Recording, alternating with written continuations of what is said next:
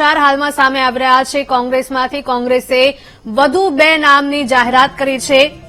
કોંગ્રેસે 2 ઉમેદવારના નામ જાહેર કર્યા છે। રાહુલ ગાંધી રાયબરેલીથી લોકસભા ચૂંટણી લડવાના છે। મહત્વની જાહેરાત કરવામાં આવી છે। છેલ્લા કેટલાય સમયથી અટકળો ચાલી રહી હતી કે રાહુલ ગાંધી આખરે ક્યાંથી ચૂંટણી લડવાના છે, શું તે તેઓની સીટ બદલી શકે છે કે કેમ તેવી પણ અટકળો ચાલતી હતી અને એવી પણ અટકળો હતી કે તેઓ આ વખતે ચૂંટણી નહીં લડે। પરંતુ આ તમામે તમામ અટકળોની વચ્ચે મહત્વના સમાચાર સામે આવી રહ્યા છે કે રાહુલ ગાંધી રાયબરેલીથી લોકસભાની ચૂંટણી લડવા જઈ રહ્યા છે।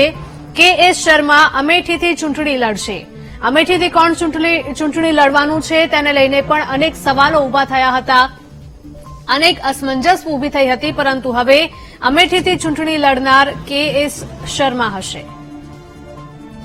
સંવાદદાતા દર્શલ જોડાઈ ગયા છે ફોનલાઈન પર। દર્શલ, જણાવશો કે છેલ્લા કેટલાય સમયથી રાયબરેલી અને અમેઠી બેઠકથી કોણ ચૂંટણી લડશે તેને લઈને અનેક સવાલો ઉભા થયા હતા, પરંતુ અંતે હવે સમાચાર સામે આવી રહ્યા છે કે રાયબરેલીથી રાહુલ ગાંધી અને કે.એસ. શર્મા છે તે અમેઠીથી ચૂંટણી લડશે।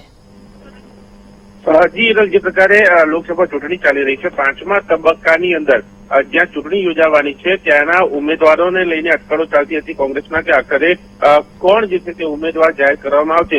જેમાં આ રાયબરેલી હતી તે અટકળો હવે દૂર થઈ છે, જેમાં કોંગ્રેસ દ્વારા રાહુલ ગાંધીને રાયબરેલીમાંથી ઉભા રાખવામાં આવશે, જ્યારે અમેઠીથી કે.એસ. શર્મા કોંગ્રેસના ઉમેદવાર છે। અને સાથે એ પણ સમાચાર છે કે પ્રિયંકા ગાંધી ચૂંટણી જે છે તે નહીં લડે। જે પ્રકારે આ સમાચારની વાત કરીએ તો જે રાયબરેલી બેઠક જે છે તેની અંદર રાહુલ ગાંધી હાલ કોંગ્રેસમાંથી છે અને તેની સામે ભાજપમાંથી જો વાત કરવામાં આવે તો દિનેશ પ્રતાપસિંહ જે છે તેને ઉભા રાખવામાં આવશે। આ બંને વચ્ચે ટક્કર છે।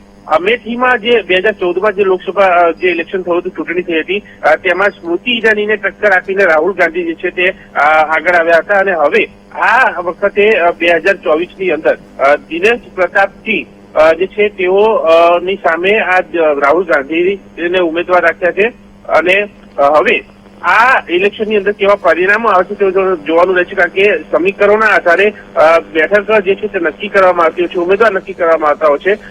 તે મુજબ હાલ જે અટકળો હવે દૂર થઈ છે, હવે દિનેશ પ્રતાપસિંહ અને રાહુલ ગાંધી આ બંને વચ્ચે જે છે 2024ની અંદર ચૂંટણી ટક્કર જે છે તે જોવા મળશે।